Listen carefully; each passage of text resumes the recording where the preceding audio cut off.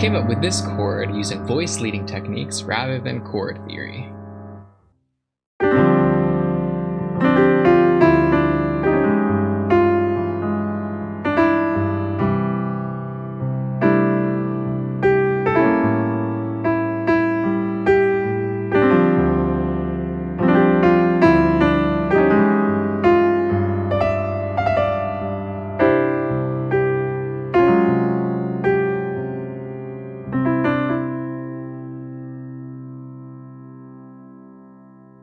So functional harmony describes a chord based on its role.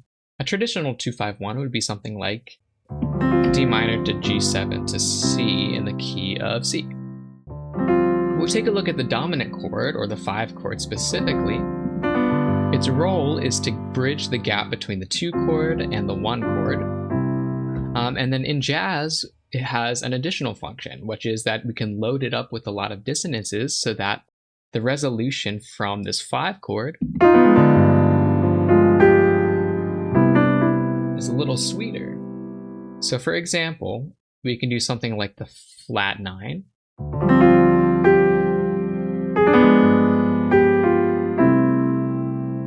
Classic but beautiful. We could also do the sharp 9.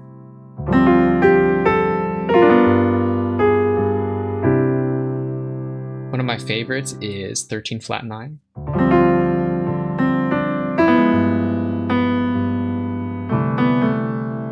Very pretty.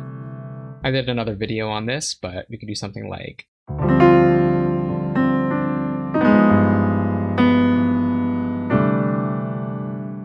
so if all of these examples come from functional harmony, then what does voice leading have to offer us?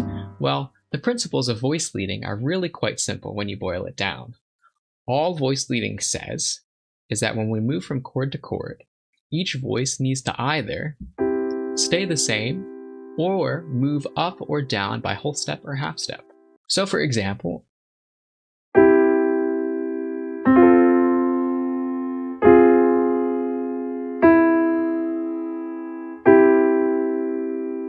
or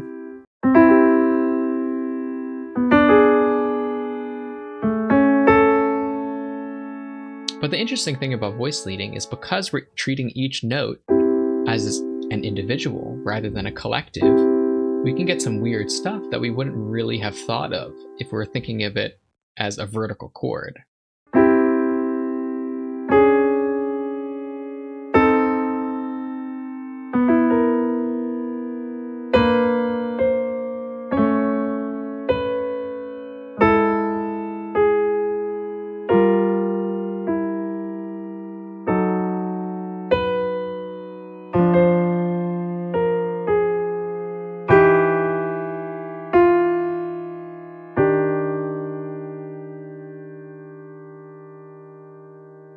Kind of weird, right? So let's get back to this progression here.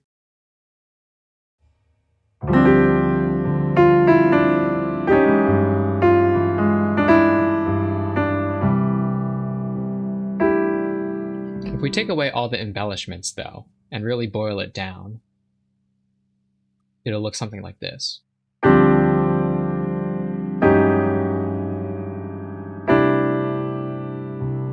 So that's all that's happening, really. I just took this voicing and I moved it up.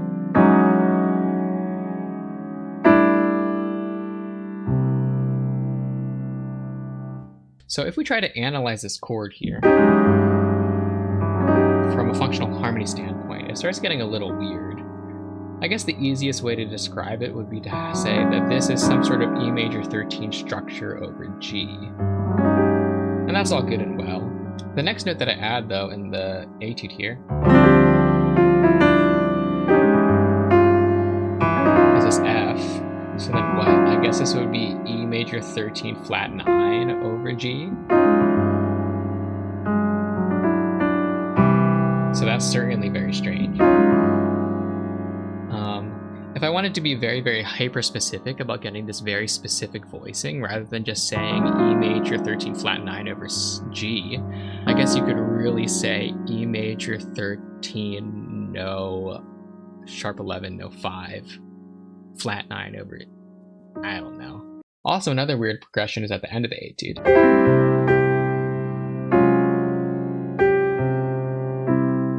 Yeah, it's this thing. What chord is this here? I had a hard time with this one. I think I called it some sort of F sharp major 7 sus 2 over C. I do add this G later. So then what would that be? I guess I would call it F sharp major 7 sus 2 flat 9 over C. But similar problem with the other chord. When you start adding too many unique notes, the chord theory starts falling apart and it starts getting weird. As you can tell, because I have such a hard time naming these chords, if I were just to try to think of something strange from a theoretical standpoint, I don't know if I'd be able to come up with something like this.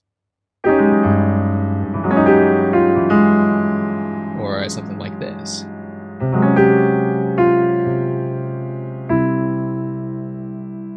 And so by using different techniques, sometimes going the theoretical route or sometimes going the voice leading route, we can stumble across or discover stuff that we might not have otherwise.